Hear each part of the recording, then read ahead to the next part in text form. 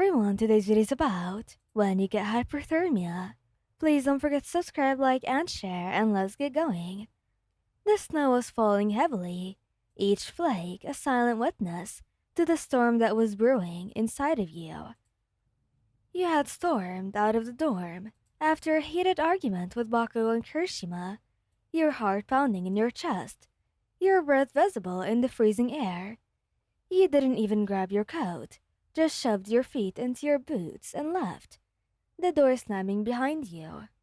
The fight had been stupid, really.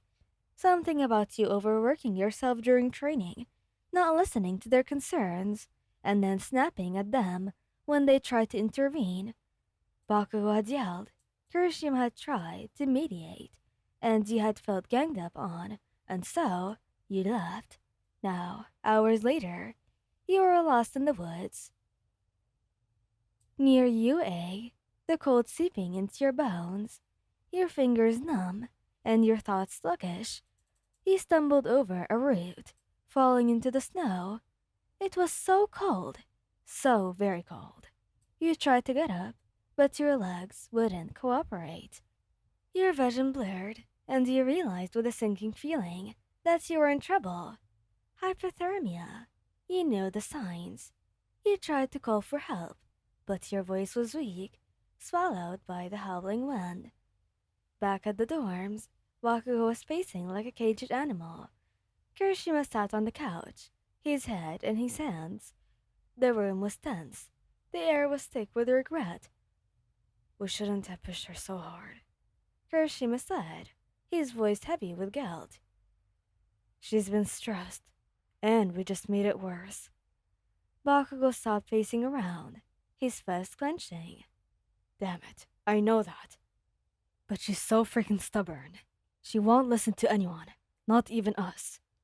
Kirishima looked up, his red eyes filled with worry. We need to find her. It's freezing out there, and she didn't even take her coat. Bakugo's jaw tightened. I'll kill her if she hurts herself out there. Kirishima stood up, grabbing his coat. Let's go. The two of them searched the campus first, calling your name, but there was no sign of you. Bakugo's frustration grew with every passing minute, but beneath it was a gnawing fear that he refused to acknowledge.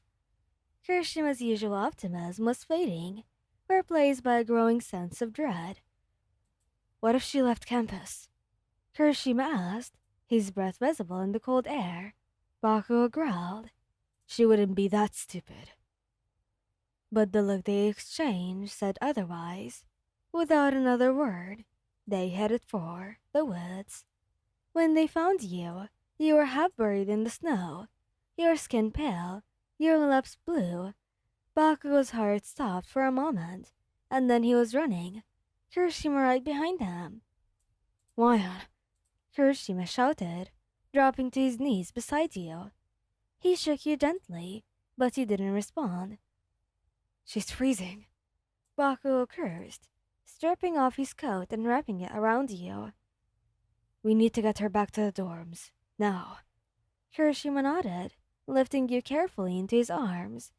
You were so cold, so still, and it scared him more than he would like to admit. Bakugo led the way, his explosions clearing. A pass through the snow, his usual brushness replaced by the focused intensity. Back at the dorms, they worked quickly. Kirishima laid you on the couch, wrapping you in blankets, while Bakugo turned up the heat. He grabbed the heating pad and placed it under the blankets, his hands surprisingly gentle as he tucked it around you. Come on, Wyan, Kirishima murmured, rubbing your arms to try and get your blood flowing. Wake up, please. Bakugo stood back, his arms crossed, his expression unreadable, but his eyes betrayed him. They were filled with worry, with fear. He hated feeling helpless, and right now, he was completely out of his depth. It felt like hours before you finally stirred, your eyelids fluttering open. Kirishima let out a breath he didn't realize he had been holding. Wyan, thank God. You glanced up at him, confused. Kiri? What? You passed out in the snow, he said, his voice soft but urgent. You were literally freezing, Juan. You scared the hell out of us.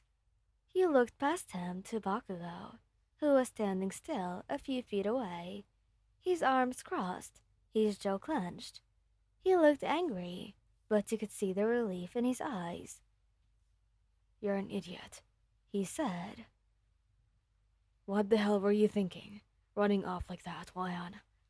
He flinched, looking away. I didn't mean to. I was just upset. And I didn't think. Yeah, no shit you didn't think.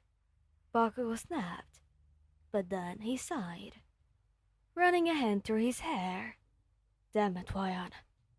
You could have died out there. Kirishima reached out, brushing a strand of hair from your face. We were so worried about you. Look, we didn't mean to push you so hard. We care about you a lot, Juan. A lot, I'm saying. Tears welled up in your eyes and you nodded. I know. I'm sorry, I didn't mean to scare you. Bakugo stepped closer, crouching down beside the couch. His usual scowl was gone. Instead, it was replaced by something softer, something vulnerable. Don't do that again. You got it. You're not allowed to leave like that. Not ever. You nodded, tears spilling over. I won't, I promise. Kirishima leaned down, pressing a gentle kiss to your forehead. We love you, Ion. We're a team, remember? All three of us. Bakugo grunted, but he didn't argue. Instead, he reached out, his hand brushing against yours. Yeah, what he said. You smiled weakly, squeezing his hand back. I love you too. Both of you. The three of you stayed like that for a long time, wrapped in blankets and each other's warmth. The fight felt far away now, unimportant in the face of what really mattered to you. You were safe, you were loved, and you were back to them, and that was more than enough, they realized. Thank you guys for listening. Hope you like this video. Please don't forget to subscribe, like, and share. And goodbye!